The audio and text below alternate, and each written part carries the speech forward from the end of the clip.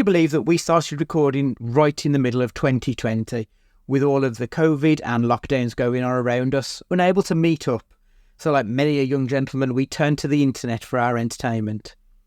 Tried to find a place where we could meet up and talk about the good, the bad, and that time that Stu saw a pelican on the canal.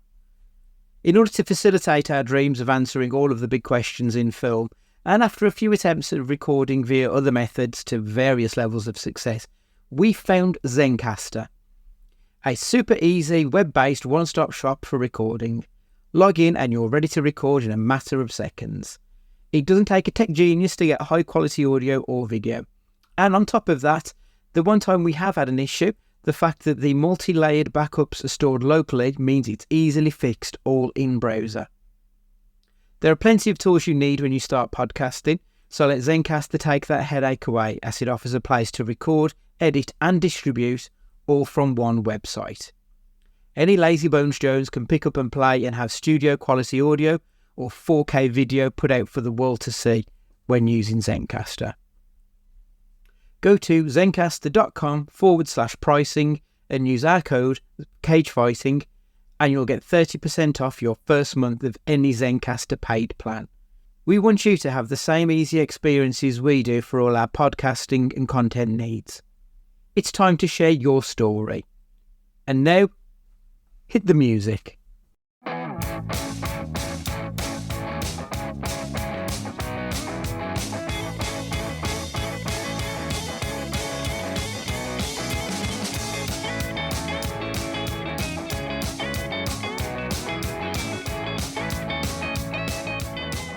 Hello and welcome to Cage Fighting. It's your main man, Andy Gillard here. Hope everybody is doing well. Hello everyone, Winter is here. First, before we go anywhere else, it fucking is. I mean, I had a dressing going on until 10 minutes ago. It's June. There's no need for it all. It's a joke. But yeah, people interpreted my little comment last week slightly wrongly because I was saying that about spoilers, and if you're part of the spoiler world and you want to watch films, then you either can't live online or you do anything within your power to go and watch a film. I was talking about MCU stuff, not things in general, because that's the only thing that gets spoiled anyway, isn't it? Yeah. Because people are terrible. I wasn't talking about anything else. I wasn't mocking the poor like Rishi Sunak. I did have Sky as well, by the way, or cable. But no, just to clarify that before we go anywhere else. Yeah, I think that's fair. And I think you are right, because the type of person who gets pissy over spoilers are generally the ones who are quite chronically online. I think is quite an issue. So you are right. If it is basically your MCUs and stuff, I think your biggest issue when it comes to this. When Deadpool comes out, for example, within hours, I'm almost certain we'll be told who are the fucking cameos that are going to appear in that nonsense. Yeah, exactly. So I think you just have to sacrifice into it, unfortunately. It's one of those things. If you're the type of person who's going to get upset over it, I don't think there's a way of avoiding it, to be perfectly honest. No. And that was my point, that yeah, it's 15 quid for just a cinema ticket now, which we'll get into later, ironically later in this episode anyway. But that's what, 3 or 4 times a year, £1 a week. I know if we're breaking down this badly and you're struggling for £1 a week, you've got bigger problems than watching Deadpool, really. But that was my main point, that it was the people in the genre stuff, which is full of mentalists and insane people. This is where the issue lies, and this is why you just have to kind of suck it up and do your best for these kind of things. If you can't watch Oppenheimer and you want to wait, it's not going to be ruined for you because it was special. Even Barbie wasn't spoiled, was he? No. For anything. It's only comic book stuff because they're man children. That's all. That is very true.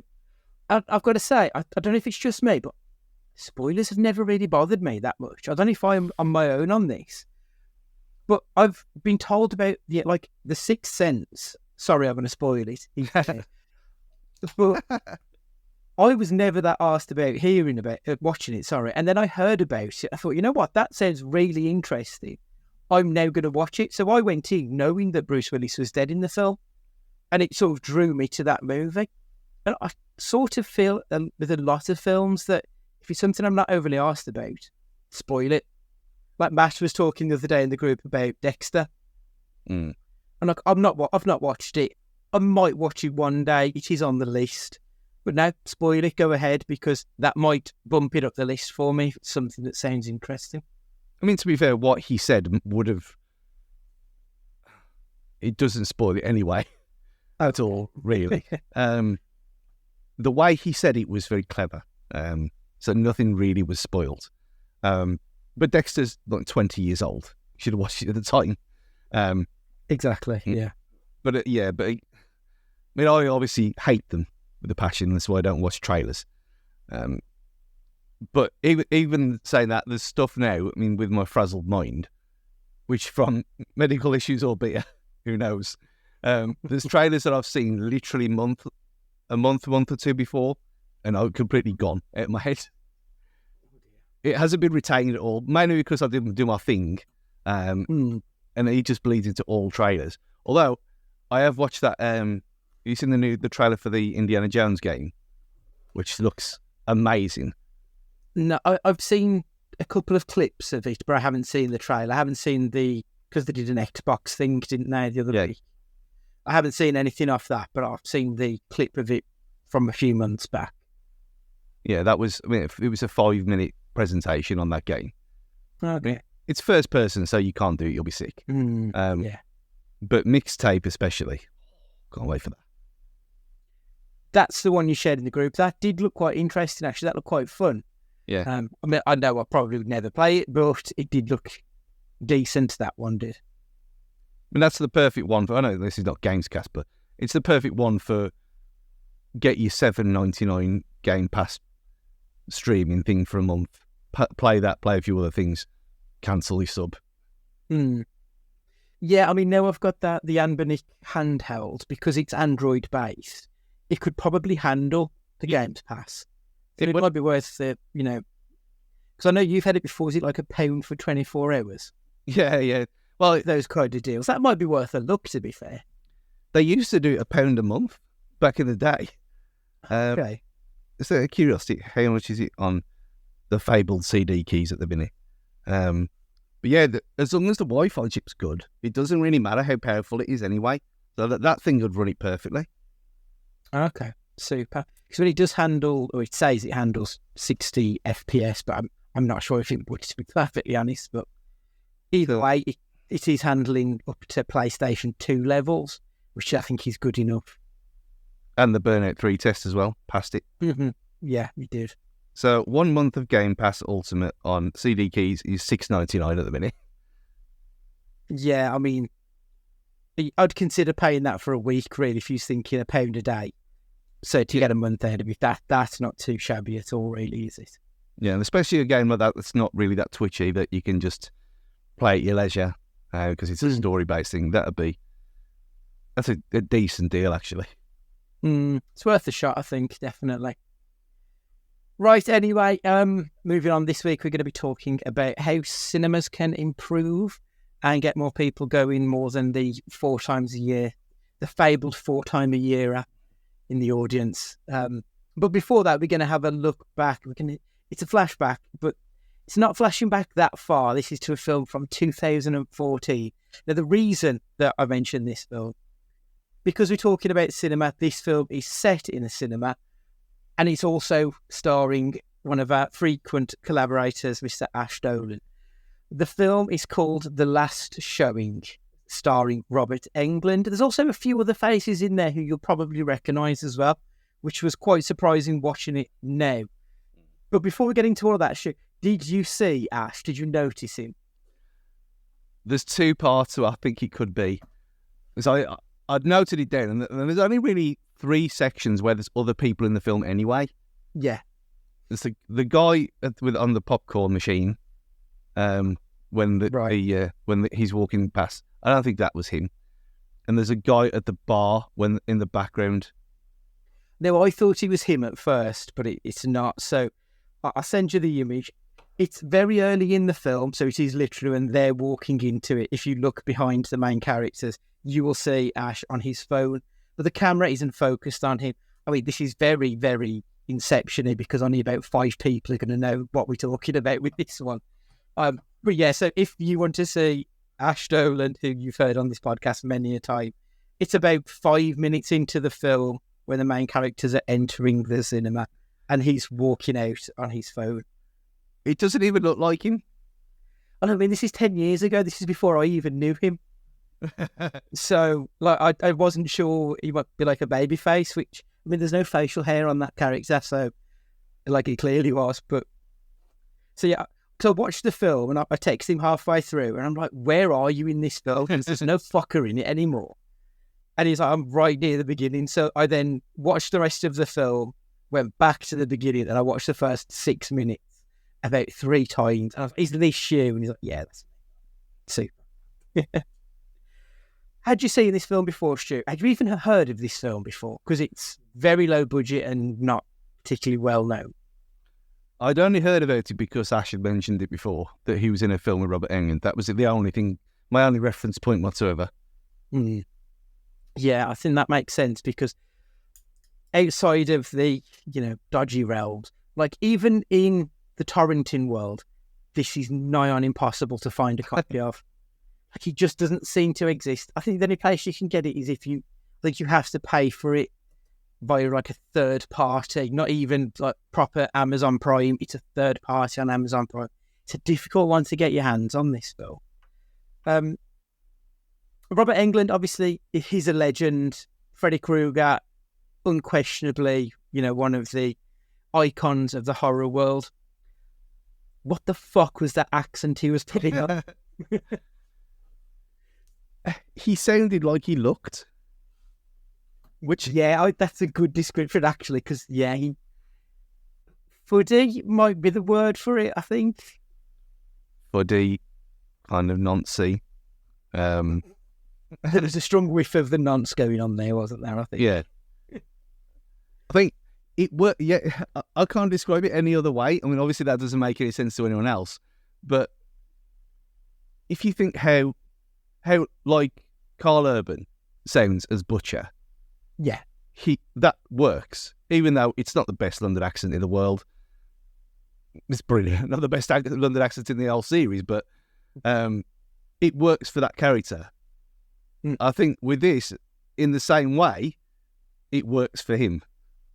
Yeah, I mean, he's the anti-Butcher, isn't he? Like, you couldn't get much further away from Butch when the two characters would be side by side. They're very, very different, very bizarre. So this one, I was quite surprised when watching this. I had a quick look on IMDb as it was going along to have a look at the actors to see if there was anyone that I recognise. Obviously, Keith Allen appears right at the end of the film. Keith Allen is probably the second most famous person in this film, like 10 years ago anyway. And he's in it for all of 4 minutes, which seems really bizarre. He's even named as and Keith Allen, so they do make a point of saying he's also in this. But you've got the guy who was the manager of the cinema, who's Malachi Kirby. He was in an episode of Black Mirror, the episode of Black Mirror with the army soldiers who they've got the visors on and they see people as bugs. He was in that. He's also done Roots, with a remake of the Roots television series. He was in Boiling Point, which is a film I absolutely loved a couple of years ago. So he's done some decent stuff. He was in Wicked Little Letters earlier this year. Jekyll and Hyde, he was apparently in an episode of Doctor Who in 2015. Gastron, it doesn't ring a bell. But he's got like a fairly decent career going on post this film. You've also got Finn Jones, who plays one of the main three, really, I think, in this film. So he's the floppy-haired cunt. That's all I knew him as. That's what I referred to him as when I was talking. That's what I referred to him as when I was talking to Ash. He played a Tyrell in Game of Thrones, I think he was the what's her name? Natalie Dormer's brother, I think, is who he played. Yeah, yeah. Is that the right one? Yeah. And he's also Danny Rand Iron Fist in Iron Fist. So again, he's gone on to do quite some decent things, which was surprising. Did you watch Iron Fist? I did not. No, I only watched Daredevil 1 and 2 and Jessica Jones and Luke Cage. Luke Cage. I watched the first Luke Cage. That's the only ones I watched, and then just lost interest. Iron Fist is the worst of the four of them. Mm-hmm. It's probably also better than everything else on Disney Plus. Wow, that's saying a lot, isn't it? To be fair, it was enjoyable stupidness. That's what it was. It was like peak of that, the marvelness of everything. It knew exactly what it was supposed to be, and he got it as well as that character. He was good. He was good in that. He's never appeared in any of the others, the character or the actor, as far as I'm aware, has he? Just Defenders. That's it. But that's obviously the link of them for series. Yeah. So he's only been in the Netflix universe, none of the other ones. The other actor that really surprised me. So, the tech guy, the police tech guy who's talking to Keith Allen right at the end when they're watching the DVD that Robert Englund's made. So that's Chris Gere. He is in one of my favourite American sitcoms called You're the Worst. Absolutely brilliant. No one's ever heard of it. And that series started in 2014. It started the same year that this happened. He's in this film for 2-3 minutes tops. And then he goes on to do a 5-year stint on a show which has got an 8.1 out of 10 on IMDb. It is a really well-regarded TV series that barely anybody knows of. It's got Aya Cashin, who was Stormfront in The Boys season 2. She was season 2, wasn't she? Yeah. I think she was. I think she was season 2. Yeah. Yeah, she was. She was in 3 as well, but... Yes, of course, yeah. Yeah, that makes sense, yeah. So, he appears in that for all of a couple of minutes, and then he goes on to do this really heralded sitcom, even though it's smaller known. But yeah, 5 years doing this tremendous sitcom over in the States. He's then gone on, he's done like half a dozen episodes of Modern Family. He was in Detective Pikachu. This Is Us, he's in for 20 episodes. He's gone on and had this tremendous career as well, all off of 2 minutes in this film. Just seems utterly mental how good the cast was on this film. What did you think of the last showing? Ash calls it a bag of shit, so you're not going to offend him. I mean, I wouldn't care anyway. He knows that. I wouldn't call it that at all. I don't think it knew what it was. I don't think if it wanted to be a kind of weird thriller, it wasn't that. The same way it wasn't a comedy, dark comedy maybe. I've no idea what it was supposed to be, but it was enjoyable. In a shit film, yet again for its weekly mention, not a Max Beyond level. This was, it was. It's really hard to talk about it because I don't know what it is. So IMDb has got it down as a horror thriller. Well, so just a quick sort of précis of the film. Basically, Robert Englund's character is a projectionist / dog's body at the cinema. He's been given his marching orders. He's got 6 months before he's been shit-canned. So he decides he's going to make a film where he's going to kill people, but he's going to frame one of the main characters in it. It's all weird. None of it really made any sense. I feel like the idea of a projectionist in a cinema is making a film about the cinema and it's a horror. I think that's a really interesting idea. They didn't deliver on the nugget of the idea at all because it was a bit of a mess, this film wasn't it? There was just too many things. Like, I don't know if it's because we're technically minded and we know how these things work, but like when he was putting the messages up on the screens in the foyer, That's not possible. That's not possible. No. And how was he? There's other things where when he taped the microphone to get the sound, and there was just things that didn't make any sense. But like you said, there was something there. There was a nice idea there. So it was a kind of a suspended disbelief kind of situation. But there were certain things like when they're sitting there, and he turns the lights off and he gets up and then he puts them back on. Well, no, this wouldn't happen, would it? You'd get furious. Mm-hmm. Just like little nitpicky things like that. Well, they had a midnight showing of The Hills Have Eyes 2. Like, of all the films that you're going to put on for a midnight showing to get the audiences in, The Hills Have Eyes 2 is not that film. But also, it was a midnight showing, but there was only 2 people in that cinema. They had the entire pick of all of the seats and they sat on the front row. Like, none of that made any sense. That did make me laugh, but I was like, that is stupid. That does not work. That's not... Especially when the guy is just clearly trying to get his end away. They'd have been on the back row, wouldn't they? Yeah. And I think that was quite funny when he was... when the special man was... when he was with the gloves on and he found the used condom behind the chair. I thought they must have gone some to think that far ahead and use protection. That's fair play. Because you think in the heat of the moment, unless I've never seen it in my entire life of people actually doing stuff like that in a cinema. And I can't remember if Dolan saw it or if someone he works with has seen someone skiing in the cinema. Double-handed in the cinema. I'm sure it was Dolan who told me that he did.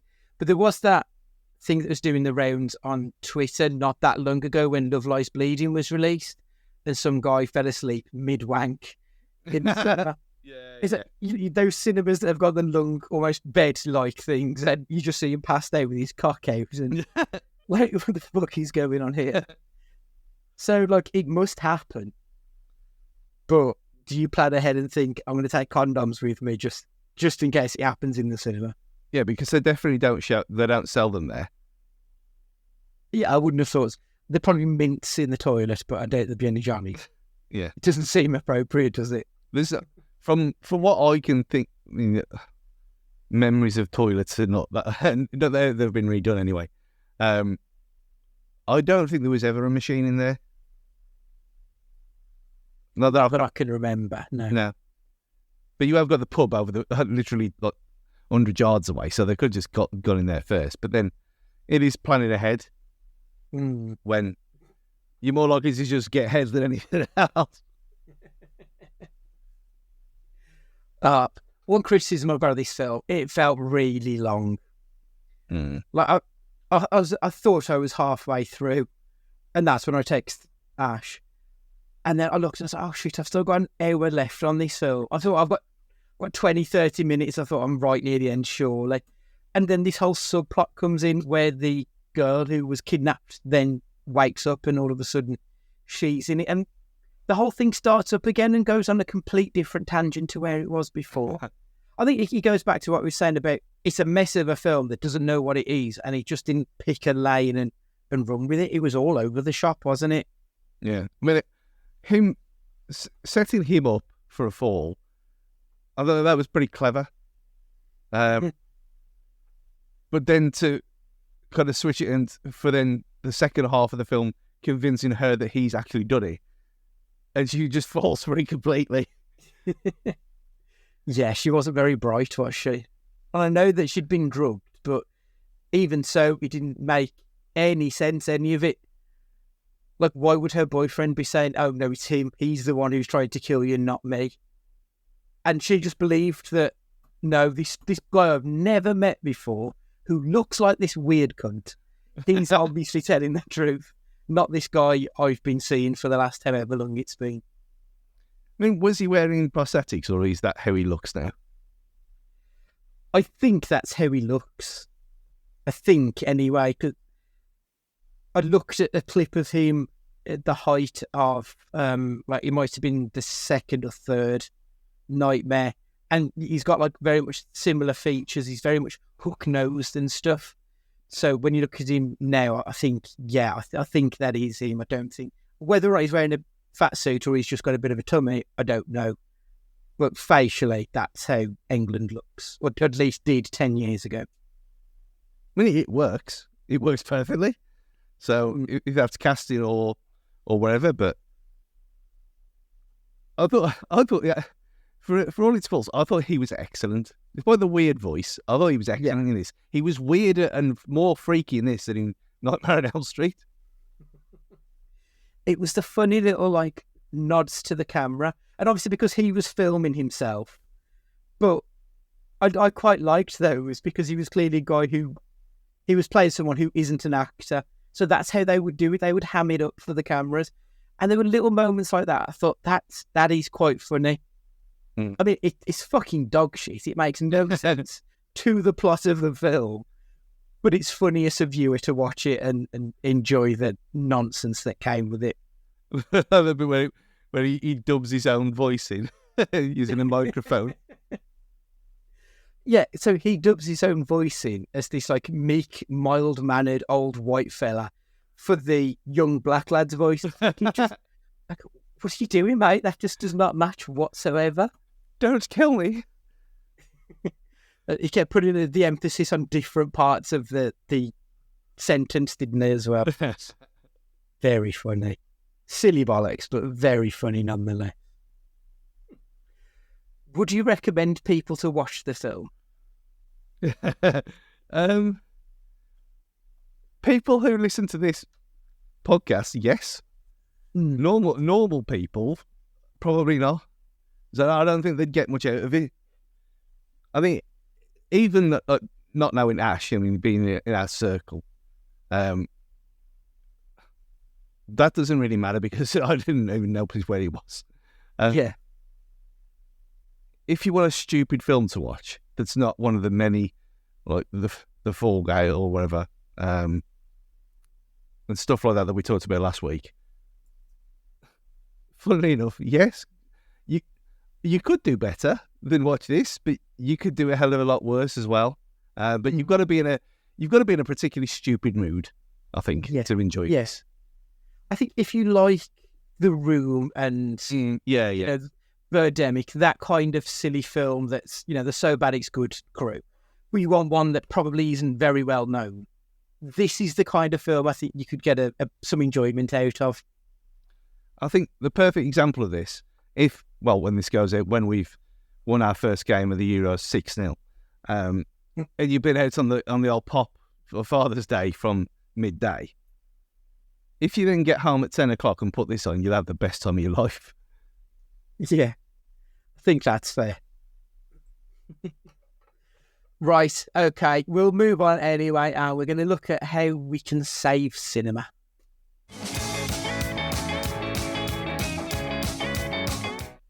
Welcome back. So last week we discussed some of the issues that have been going on in the cinema chains in regards to the 26% down on the last year when it comes to box offices. They're quite a way off where they were previously. So how can cinemas bring people in? Look, I've realised that part of the issue that I'm going to have with some of the stuff I'm talking about is I'm not a 4-film-a-year guy. I've seen 2 films this week already kind of guy. So I know that some of the stuff I'm going to say might not translate well. Because one of the ideas I thought was like indie films and films which have got smaller budgets. And I think actually, would that bring a 4-film-a-year person in? Probably not. Would it bring you all right in? Yeah. Mm-hmm. But they've already got our money. So why would they say? How do you attract the everyday man into the cinema? And I think, you say they've got our money. I think that works because I would be interested in how much of a makeup that we are to them now as card holders. Because I know they've got the whole go twice, it pays for itself thing. There can't be that many of us really who do that.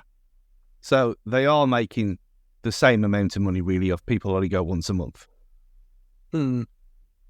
Potentially. But then when you go to some of the unlimited screenings that they do put on, they are full to the point where they've had to put it on in both the two biggest auditoriums that aren't the super screen. So the two biggest the next two biggest, they are both full. They've had before when they've had some unlimited exclusive films. So they must have a fair number of people. But at the same time, that probably isn't going to be enough to sustain them if there was nobody else, I wouldn't think. No. And especially when you think... So, I mean, I go pretty much once a week as a general rule of thumb. So what, for your 18 quid, you're looking at £4.50-ish just for me each week. That's not even a third of, well, I would hope would not be a third of one member of staff's wages, let alone everything else that comes with it. And I very rarely buy popcorn or any of the other crap that comes with it. So I do wonder how much, like one of the points that I've got written down is about loyalty schemes and stuff like that. I do wonder how much of a drain on Cineworld I am. Because I bet I am, if I'm perfectly honest. I bet I take more than I put into it for that 17, 18 quid a month. I mean, we can twist it straight away to football, and you look at the trend with the season ticket issue, where you look at what West Ham have done today, Thursday the 13th, for people's knowledge of my England prediction as well. That stuff came out that West Ham are now not offering concession prices hardly anywhere in the entire London Stadium, other than at the very, very back in the corners, which is the furthest part away from the pitch, for people who can't see. So, pricing out concessions, why? Because they don't spend as much money, do they? So, if season tickets are going to go, then loyalty cards are going to be next. Because you're right, you don't spend money on popcorn and eating, because you don't like that anyway. Even I rarely spend it on that stuff anymore. We talked about before, we'll go to B&M or Superham Bargains and spend £3 or £4 in there, rather than double that, at least, even with your discount. So, I know with this cinemas make money, but it's not up to us to pay for them. We've got no loyalty to the place. If that's the price, I wouldn't have a problem paying £20 a month for it. Nice round number. Yeah. So work out £5 a week. Fine. No, reasonable for me personally. Yeah. Yeah, no issue whatsoever. And I do like how they had that scheme where they had Monday to Wednesday, and it was £5.50 a film. But hardly anyone used it. Why? Because they didn't promote it anywhere, did they? No. No one isn't an issue. No one knew about it at all. It's a bit like that football exhibition in Wolverhampton at the Art Gallery. If you don't live online, or you don't live here, you got no idea. I even asked my mum. I told my mum about it. She'd never heard of it. No, it was literally because I was walking past the other day that I noticed that it was even on, because there's no promotion of it. And like, to bring it back to cinemas, when I think back to Orange Wednesdays as it was, I don't feel like that was ever really promoted either, unless you were already an Orange customer. I think I found out about it because I just sort of stumbled in, happened to be there on a Wednesday. And it was, I think it might have been the first one. It was like 2 for 1. Oh, okay, sorted. And then word of mouth is what got around. But I think word of mouth doesn't probably have the same impact that it used to now, especially if word of mouth is basically on Twitter, is what word of mouth is now, isn't it? Yeah. Like, it doesn't feel like word of mouth is a real thing. It's a virtual way of promoting stuff. Yeah. And if you're going to run promotions that you're going to lose money on in the first place, and then you don't promote the promotion, then I don't see the point. Like, go out of your way. I mean, if you're only going to Bentley Bridge for certain things anyway. There's enough billboards there. There's still the one next to the door of Cineworld. It's still advertising Disney Plus at Christmas from last year. It is, isn't it? Yeah. They haven't changed it. Today. So like someone has to own these billboards. I know they've got their own individual things and whatever, but still, you see McDonald's ones. If you get off the bus in town from the bus station all the way to McDonald's in Dudley Street, there's a McDonald's thing on the phone boxes and everything. McDonald's this way, Mm. and that's for that. It can't be that difficult just to promote something. You say, here you go, you got 3 days, fill your boots, go watch your film for a £5, and they can do it because they're doing it for the classics thing. Yeah, the 1990s films that are coming up, aren't they? All £5 each. Brilliant, great idea, I think. Yeah, but it'll be interesting to see how many people actually go to these things. Yeah, because I know when I've done some of the throwback films, like I've been to see Scott Pilgrim when that was 15th anniversary, I think. I went to see the 40th, no, might be 50th of Clockwork Orange.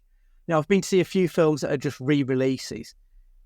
And like I've been there with maybe 10 other people for these movies, and I don't get it, because I would have thought that you'd be appealing to people by showing films that are, very culturally important. The Matrix. I mean, I've got my ticket for South Park, and obviously South Park's, for people of our age, there are very few things that I think are that big a draw.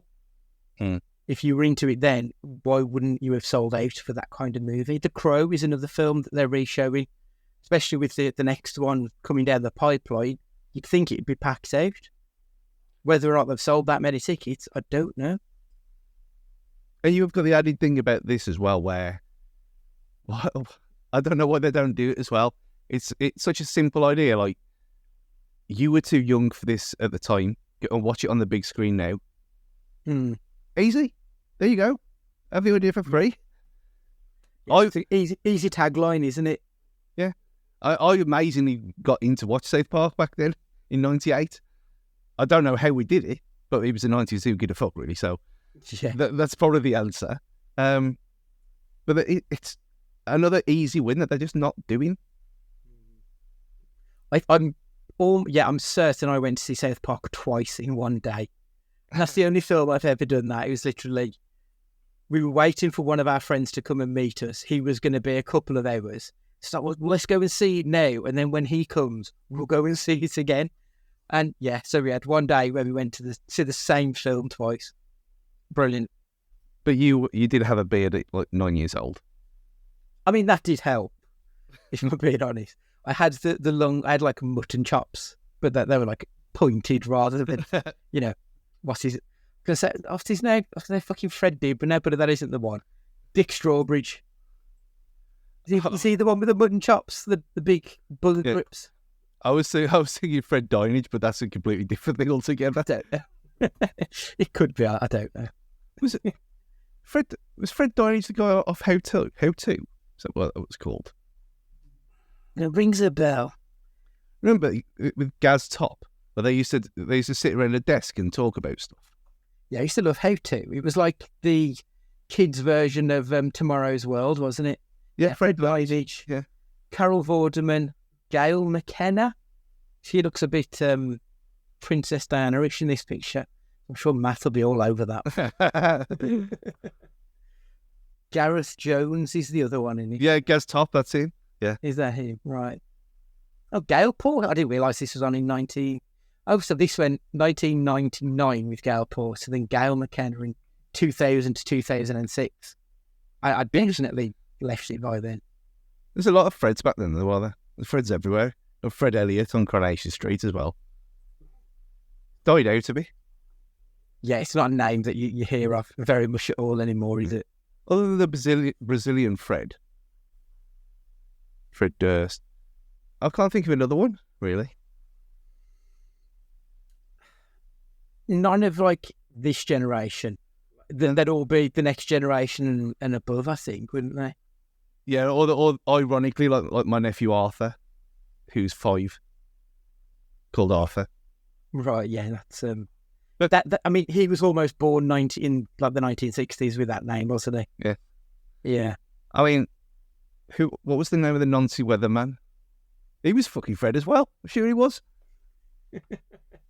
The guy who hops around on the island on This Morning. Oh God, I can't. I can picture him. I couldn't tell you his name.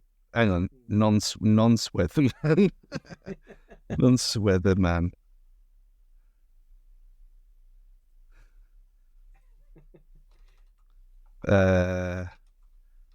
Fred Talbot.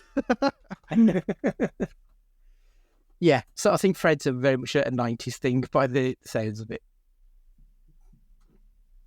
One thing that, when I was looking at these lists of ways to improve it, obviously we spoke at great length last week about how the actual in-screen experience is often the drizzling shit. How do you combat that? How do you stop having to put, other than people, being twatted round the head for being arseholes, like, how can cinemas combat it? That ideally they need to have someone in there who is going to shoot these cunts. But, like, if they're not going to do that, like, well, how would you feel about if you had pods, for example, in the cinema, where you had, like, you could either have a 2, a 3, or a 4-person pod, where you could sit in there and just watch the movie and it's just you guys together. Would that be something that'd be interesting to you? Like, upgrade the comfort facilities and that kind of thing, so you're a bit more secluded in your area. Would that be a way to combat it? A bit like a drive-in cinema, but inside, and no car. Yeah, it's an idea. It's a like one up from them weird sofa things, I suppose. Yeah, I guess it's worth trying. So, I mean, there's so many screens. You could turn. How many rows are there? Like 12 in the smaller ones. Mm-hmm. If you leveled that out into like 4 stages and then put like a dome ball or had like a table of 5 inside, maybe that'd work. Maybe it's quirky enough. It's different. And you could build in speakers into each of the pods, so you're not going to be impacting the actual quality of the sound and the sight of the film. So, I mean, something like that. I think that's the only thing, other than, like you mentioned, about having a Faraday cage in the screen about people's phones. But even then, people will still check their phones just to see the time. Just force of habit for some people to take their phone out and check, isn't it? Regardless of whether or not they think they've had a text message. Yeah, that's why I think the only way to actually do it is lockers. Yeah, because it is. But I know it sounds ridiculous, but like when I went to Ninja Warrior the other week, you have to put your phone in a locker because you're flying around and you don't want to smash it up. So you got to put your phone and your wallet because you can't go on the stuff. Mm-hmm. And you don't have to have a key. There's a code number in there that you set your code number. It takes all of 3 seconds. You put your phone, you put your wallet in there, job done. Mm-hmm.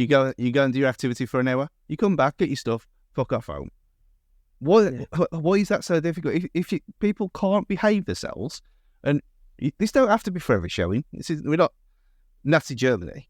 We can say, if you want to, again, it's a marketing dream. You come up with a great idea of this, like, no nonsense cinema or the real experience or some bollocks like that. Specifically saying, like, audio description stuff, that's labelled separately. Mm-hmm. Just say, no nonsense cinema. Here you go. If you're going in here, it's no extra cost to you, but there's going to be a guy there. Here's your locker number. You're going to have to put your shit away because you can't be messing about in the film. Mm-hmm. I think that'd actually work. I think that'd be decent. It'd turn people away, the right people away, and it'd encourage a hell of a lot more people than go now, because this is one of the reasons it's been listed. When I've asked around, people say, well, people can't behave anymore. Mm. So within... just seems to be the main complaint when you look on Twitter at people complaining about the cinema. The biggest complaint I see time and again is dickheads on their phones. Yeah. I mean, even in that clip that I sent you from Kind of Funny, when they're talking about Garfield, and they said, "Yo, it's a perfect film to look at your phone." You go, well, why bother going then? Yeah. So on the flip side, so to attract the people who do want to look at their phones, one of the ideas that was on this was about having a like an immersive technology mobile integration. So sometimes on, I think it's on Prime. I think when it used to be Love Film, actually, you could swipe in from the site and it would give you the cast list, and you could click into it and you could say that that actor, that's Robert De Niro, and he was in Taxi Driver and Casino, and you could look at Casino and, oh, I've seen that. Would something like that, do you think, would that attract people who can't be separated from their phones, from technology, and be, taken off the grid? Would that appeal to more people by having this mobile integration, do you think? Probably. And that you and I would just never go to those screenings, but it would attract the other people out there, wouldn't it? Yeah. And it's funny you say that now, because at that Apple keynote this week, that's one of the big selling features for the new Apple TV box, where you can pause, like you do on Prime now, where you pause the screen at any time and it tells you which actor's on screen at that time. That's one of the new Apple integrations. So if they're synced perfectly well, then I don't see why there wouldn't be. What you have to do, put a QR code up at the start of the film. There you go, done. Yeah, something as simple as that. Yep. I mean, if you think about it, like, you could even do like how you have flights, when you're on a flight and you've got the screen built into the chair in front of it. Might be a bit more difficult, I suppose, because obviously the tiering of the actual seats. But I don't think it would be impossible to have that kind of technology with augmented reality is a thing now that we seem to live in that world. So it probably wouldn't be that difficult to build it into it. But without even doing that, all you'd have to do, I mean, if you, again, with the labelling system, if you just said phone friendly, the people want to go to watch a film in the background and talk amongst themselves, something to do on a Friday night, if they don't want to go to the pub or whatever, for whatever reason, if they just want to go somewhere, hang out with their mates, if they want to piss about, it's somewhere to go for a couple of hours. They know that everyone else is going to be doing it anyway, and it is, I don't know, in Caddyshack or something like that they've seen a million times. You're probably not going to be people watching Caddyshack who've got the phones. They're like, maybe it's Spice World the movie then, okay? Yeah. You put Spice World the movie on, group of girls in their 30s, probably all moms, on the wine, like I was talking about earlier. They want to release from the kids for a few hours. Go out with the little heads off for 2 hours. Why not? Why not? Put it at a sensible price. Here you go. Friendly £5 friendly fibres or something. Friday friendlies. Yeah. It's apprentice level stuff. It's out there. There's an idea there. But you just put it as phone friendly, £5 Friday. Job done. There's another one, Cineworld. So, like, exploring that a little bit further, how do you feel about dining experiences at cinemas? Like, if you want to go with, your wife and your 2 kids, how would you feel about if it was part of a dining experience where you got a tray with steak and chips or whatever you want whilst you're watching the film? Because that would have to involve some element of socialism between you and the family. So would a dining experience, do you think that would bring people in? I mean, it would put me off because of hearing people eat would make me feel sick. But again, disgusting. And there's kids there as well. Yeah, exactly. But would that be something, do you think, that would... Because I'm sure Matt's been to one of the ones in Birmingham where they did a dining experience. You could order on like a handset and they would bring it to your seat. I mean, that would irritate me, having fucking staff walking up and down with hot dogs and shit. But it's not about me, so... Yeah. Again, it's like the Alamo Drafthouse in America. In LA, they do this already. Where they've got proper chairs where the table kind of pulls up like a pensioner's table. And he comes and then you can order on the app. Or you've got little buttons on the seat. And you can kind of call them over and they'll come and do it for you. Again, it's a good idea. they've got the screens. If we get the rule of thumb that, I mean, what's coming out tomorrow? I haven't even looked because Inside Out 2. Yeah, so Inside Out 2, perfect example. 7 o'clock. Well, no, probably 7's a bit late. Say 6 o'clock. 6 o'clock, dining experience, family friendly Fridays. New films, so not a $5 this week, kids. You're gonna have to pay. But if people know what that in advance, that's what it's going to be, then great. They can go out. Family of 4, family of 5. And that was always the thing that we had the problem with. Because there was 3 of us, it was whenever it was a family of 4, we could never go. because it was always Lindsay's fault, because she was last. So it was either 4 or 6. There was never 5. So we were always the odd ones out, so we could never do that. So the family experience, to involve the odd child, if everyone knew that was the case, if you could go there and you're not going to get moaned at if you're on your phone. It's a new film. If you want to go for some food as well, I don't see a problem with it. I think it's a great idea. Mm-hmm. And what do you have to do? Well, the screening before that, or an alternative screen, that's the one where you got your locker to behave yourself. It's easy. Offer that alternative. Yeah. Give people options. Don't make everyone do the same thing when they can't do it. Don't see what the problem is when you look at the films that are out. You got Arcadian, which we need to watch as well. I've seen it. It's decent, but it's actually out. It's out to stream already, but it's out tomorrow. And obviously, The Hill is out tomorrow. Sorry, not The Hill, The Moor is out tomorrow, but I don't think it's showing at our cinema, unfortunately. No, it's not. Obviously, for everyone listening, it was out last Friday, but for us, it's out tomorrow. Which I would love to have seen it at the cinema, but it doesn't quite Cineworld are showing it. That feels like it would have been the perfect Lighthouse film for me. Yeah. The Kingdom of the Planet of the Apes is still out, amazingly. Yeah, it's still got legs. Which, when we talked about last week about things going to streaming straight away, that one's just not done it. I mean, it's still there. Yeah, it's holding on.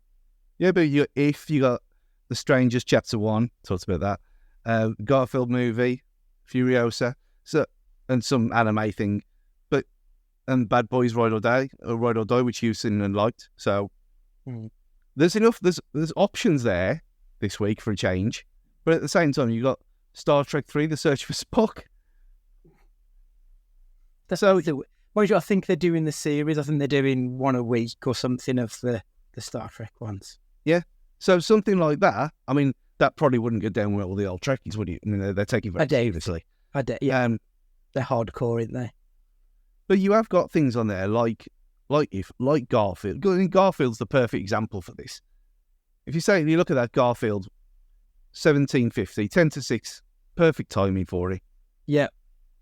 Fun Friday. A slice of lasagna and some garlic bread, and you watch Garfield like that. That works. Yeah.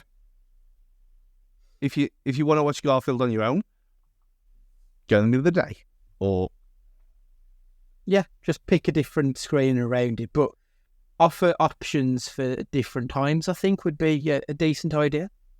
I mean, even if they are offered the no nonsense screen as just on its own, just as a specialist thing, because it might not be that popular straight away. It might be quite niche. But if you've got that stupid Screen X thing, and you've got 4DX as well, which is also niche, I wouldn't mind paying an extra £1 to put my phone in a box and not be disturbed. To know that I'm going to be in there with, nobody else being dicks, I think would help a lot, yeah. Speaking of food then, as we are, what do you think of the food choices in the cinema? Is that something that can be improved? Because it's sweet, it's chocolate, it's popcorn, it's a fucking rancid hot dog, and it's nachos. Like, those choices, they're not the healthiest, are they? Let's be honest. Could they do something that's a little bit healthier? Would that entice people in? If you did have different options other than just this standard sugary shit all the time? I think the only problem with it is the dates, because that stuff, rubber hot dogs, they're boiled to death anyway. As soon as they put them in the water, you don't even get a chocolate starfish with it. See, Matt, we do think of you sometimes. I can't believe his stupidness is infiltrated by algorithms there with that song. I had no idea what it was. It just came up. Baby metal. Yeah. No idea. So I was testing out my new Temu speaker. We were talking about before we started recording, and that came up. What is going on? I didn't choose this. Yeah, that guy. I couldn't even tell you any Baby Metal songs. They're not my thing at all. No, but I didn't hate it though. But this is the problem. It's changing me. But they're J-rock, aren't they? Yeah, kind of. Yeah, that's what the picture looked like. But that is another thing. We mentioned it last week as well, and we have got a certain listener who is going to the cinema for the first time in an entire year to go and watch the Ghost live event, as in the band Ghost.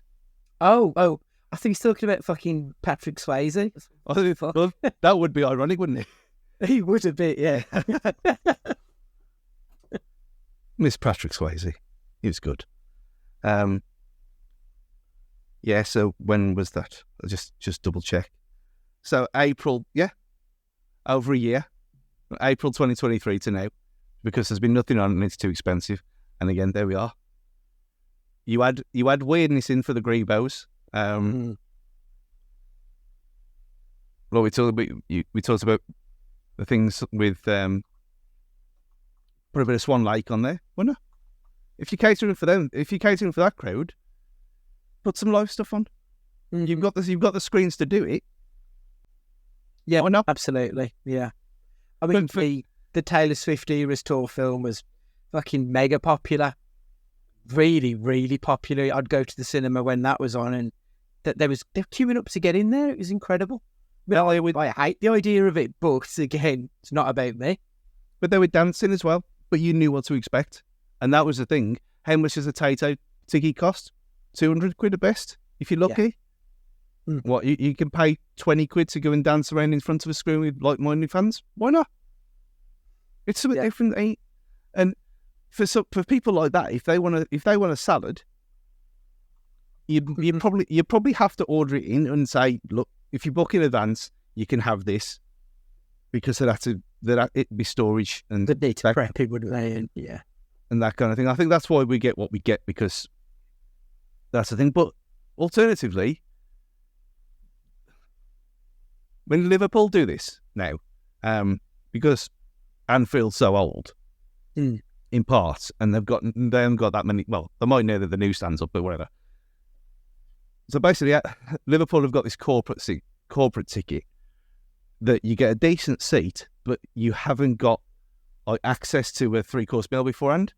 And so they bust them in somewhere else. I think it's a golf club or something, and they sell it as a package. Okay. So they sell it as like you get the usual thing. You get an ex-player come round and have a meet and greet and whatever. Then you have your meal, a few drinks and stuff, and then you get bused to Anfield. Then you get your seat, your program, whatever. What if? I mean, all these cinemas have got retail parks, so they're all near retail parks, or they're near somewhere foodie, like Cineworld in Birmingham.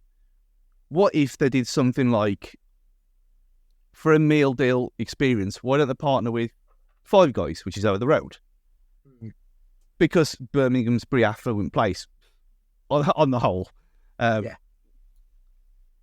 Bentley Bridge, for example, why don't they partner with, I don't know, they could partner with Cosmo, they could partner with Nickelodeon or something like that, or just say, if you want food first, we'll do a deal with this, and our partners at such and such, and then enjoy the film here.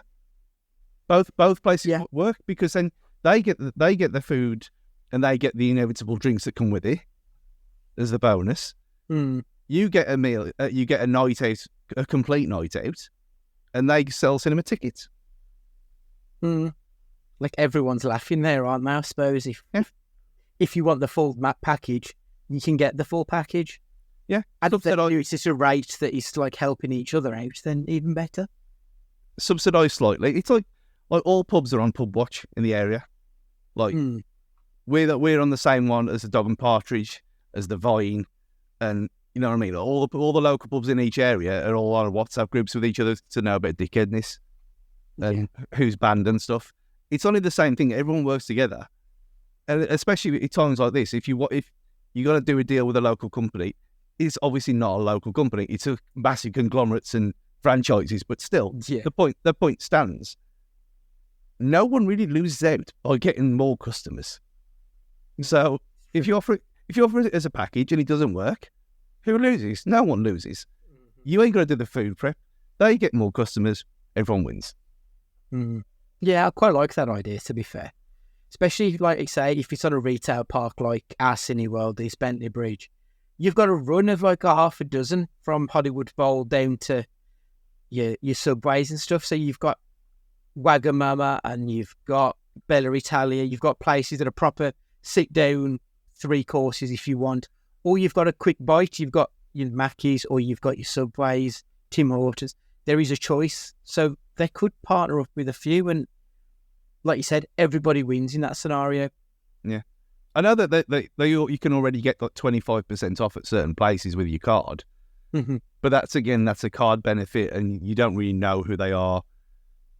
If this was, like in our case, a Bentley Bridge Pass experience that you went from, or you do the other way around, or you could go to the cinema and you could go bowling, or you could go to the cinema and you could go buy a tracksuit from JD or something if you wanted to. I don't know. Yeah. Something like that. Another thing we spoke about last week is the gimmicks. So, like, I was trying to think of other gimmicks they could do. Because obviously, we spoke about 4DX, which is the moving seats, the sights, the smells, the piss spraying in your face. You've got Screen X, which is the 180-degree cinema, so it almost wraps around you.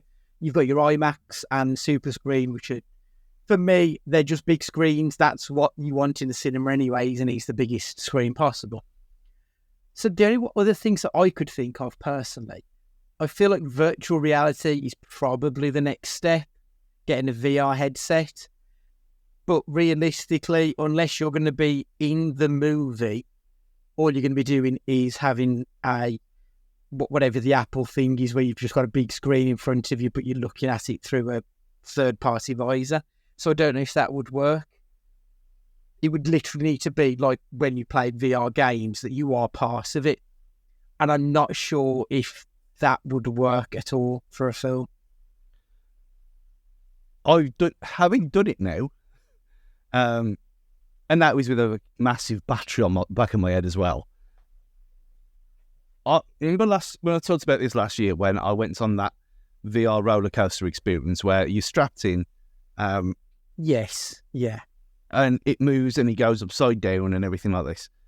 You obviously don't get the G-force, but it does fill your mind.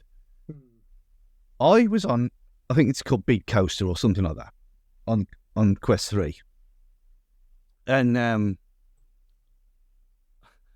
for the first time in 6 years, no, something like that, 8 years since I've been playing on VR, I actually felt motion sickness from it because you've got the haptics in the controllers, so you're holding your hands out like you're holding a bar of a roller coaster like that. Yeah. It rumbles as you're going down the track, so your hands are already rumbling. Your mind is thinking, oh, you're looking up. You can't feel the pressure on you, but because it is so good, it tricks your mind and it messes with your head. If it can be that immersive on something that costs £400 or £500, and that's in my room on a poof, then if you got it wired into the floor with no batteries on, I think you could genuinely do it, because especially if you put it in 4DX, make 4DX great again. Make the visors red as well, full experience. Yeah.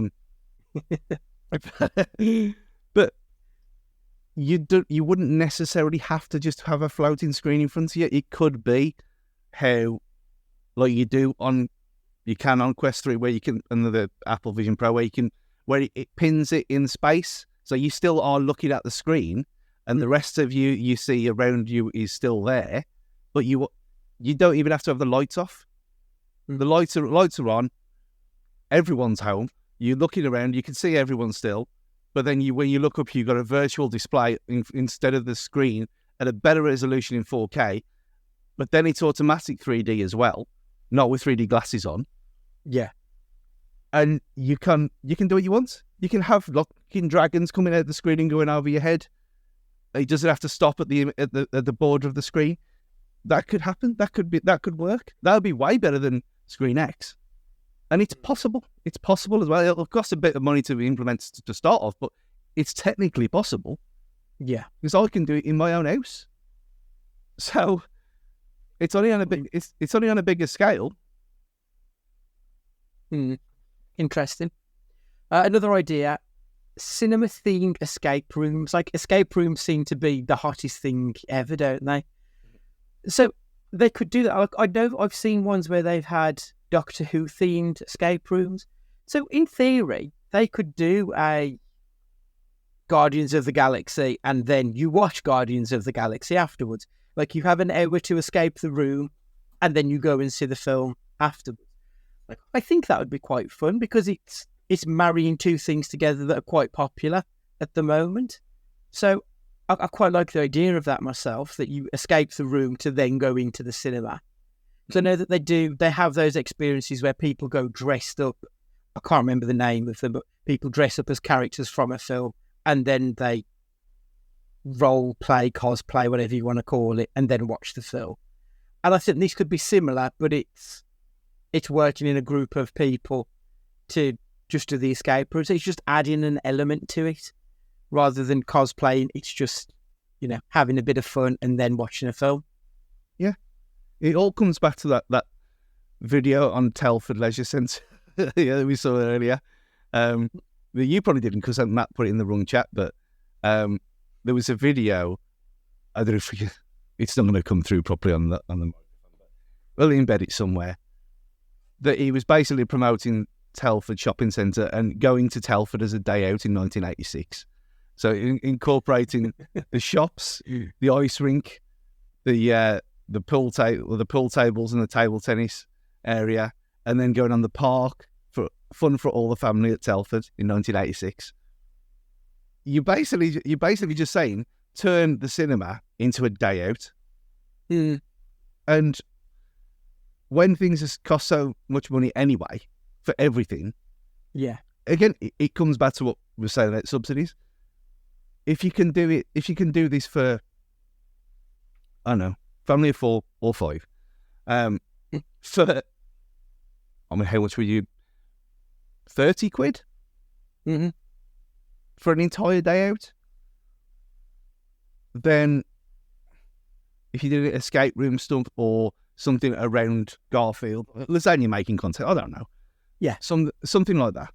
If you did that for an hour and then you watch the film, I think that would work. And it's like, not every screen would have to be that. It would literally be one day a month, one Friday, Saturday, Sunday a month, where they did something different. There was experience that we see in the film rather than just seeing the film. Yeah.